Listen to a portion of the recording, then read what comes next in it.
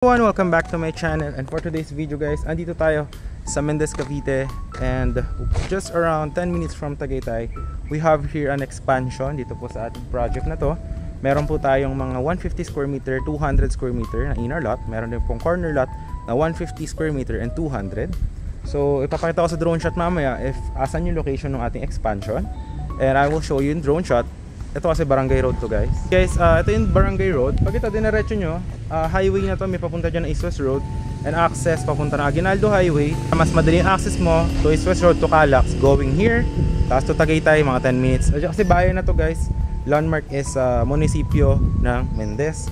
Diretsuhin nyo yun, labas kayo, balin sa sayaw ng Tagaytay, or Save More Crossing Tagaytay Market. Ito pag dinaretso nyo naman yan, papunta yan ng Tagaytay Kakpitarina, may daan din. Itong ating property, ang pre-selling price kasi hindi pa nga kaka-open nga ng expansion, so gagawin din siyang ganito yung concrete roads and drainages.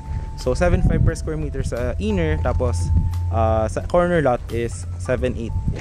So pupuntahan natin yung property dito sa loob para makita nyo ano yung mga itsura ng mga nakatayo na house, any house design naman. Tapos may kuryente, tubig din dito.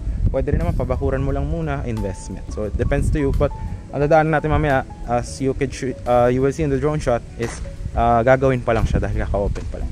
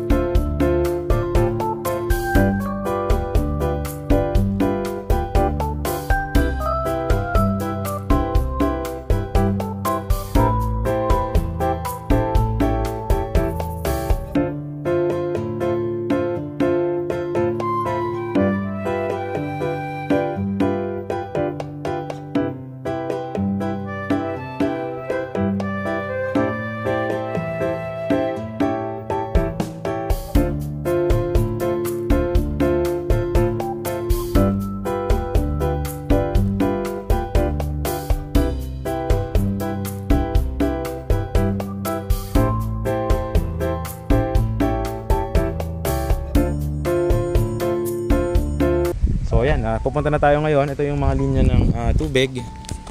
Ayan, ayun sa kuryente. Alright. So ayan, ito yung mga linya ng Meralco. Ayan, diba? So wala kayong magiging problem dyan. So ayan, ito yung guardhouse. Ayan. So napakalalaki ng mga concrete roads guys. Ayan. Tapos dito guys is, yan o, nakikita nyo ang lalaki ng mga drainages. Ayan. So peace of mind talaga. At saka mahangin. Ayan o, kita nyo yung isa, ginawa nyong parkingan. Actually ito guys, ito ating property na to, this is situated 480 meters above sea level, kaya hindi po siya binabaha and malamig din po. So ito naman yung ibang bahay guys. Ayan, mga nagpagawa na din. Ayan o, kikita nyo may mga street lamps din dito. Ito cute ng bahay, corner lot. Pero yung mga available natin ngayon dito, hindi pa gawa yung kalsada, gagawin pa lang. So pre-selling pa. Ito kasing mga dito, ang bentahan na dito is 12,000 per square meter. So ayan, ganyan yung mga sample ng bahay. Ito maganda rin guys, corner lot. Pakita ko sa inyo, nakakatawa itong bahay na to eh. Ayan, ganyan. Pwede rin to bakasyunan. Yung isa nakabakod lang, ganun. Ayan, depende sa inyo. So talagang parang siyang retirement property ba. Ayan. Yung isa naman doon nagbakod lang. Makikita nyo. Yung isa nagbakod, may kubo. Ayun, ang ganda, di ba? Yan, maganda rin yung bahay na yun.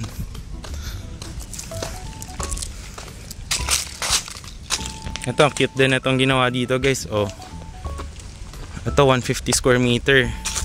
Ayan, binakudan lang. Oh, di ba? Ang ganda. So, yan, depende sa inyo kung ano yung gusto nyong gawin sa property. Ayan. So, ngayon, guys, pupuntahan naman natin yung ating, kung saan yung expansion bubutasin para makita nyo din. Pero ganito na yung itsura ng ating project. No, old project na to siguro mga this is 5 years ago. So yan, expansion naman yung gagawin. Alright. So yun, puntahan natin ngayon para ma-visualize nyo din. Pero nakita nyo naman sa drone shot, malapit lang siya from the guardhouse. Guys, so ito ngayon guys, nandito tayo ngayon sa may guardhouse. Ayun yung guardhouse kanina guys. Ito yung kalsada doon sa may guardhouse. Ayan. Teka, kita nyo ba?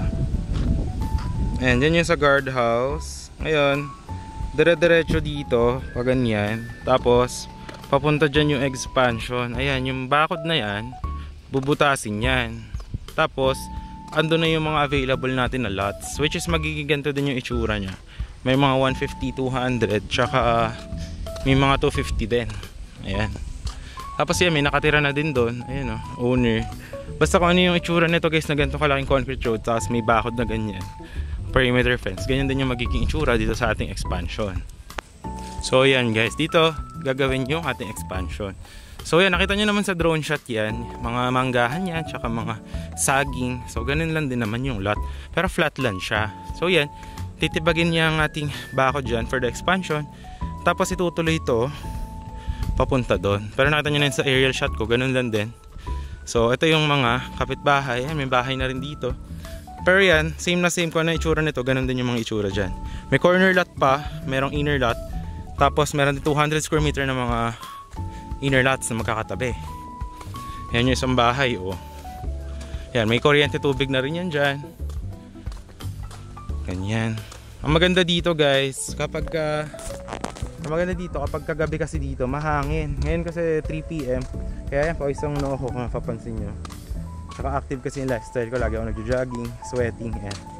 So ito na yung ating expansion. Ayan.